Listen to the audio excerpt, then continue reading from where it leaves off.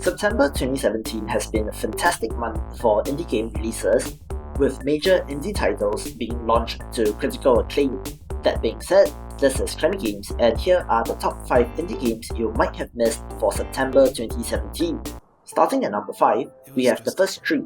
This is a gorgeous looking game that features 2 stories unfolding simultaneously, one about a fox looking for her missing cubs, and one about a son trying to reconnect with his father.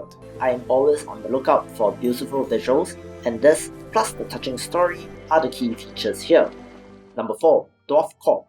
This is an open-source, real-time strategy game with procedural generation and elements of a management simulator, currently in early access.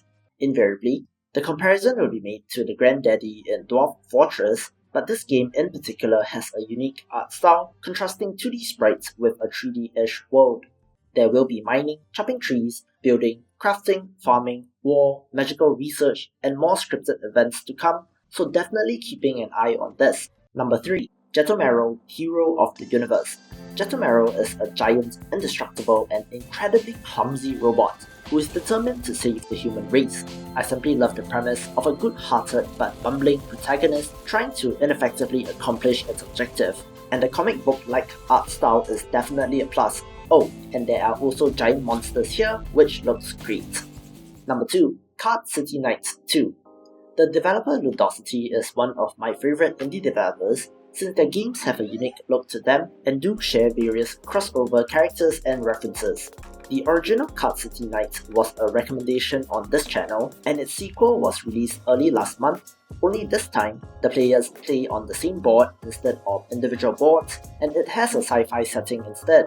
I really love the original, and I'm looking forward to spending some time with this, and remember, it's always night in space.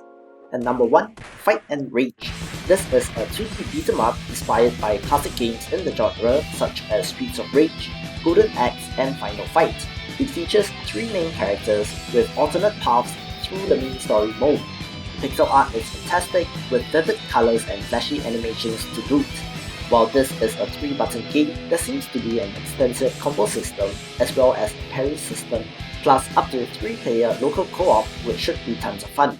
And these are my top 5 indie games you might have missed for September 2017. Do stay tuned for the top 5 best indie games for September, and as always, thank you for the support and be sure to subscribe to keep up with the latest in indie gaming.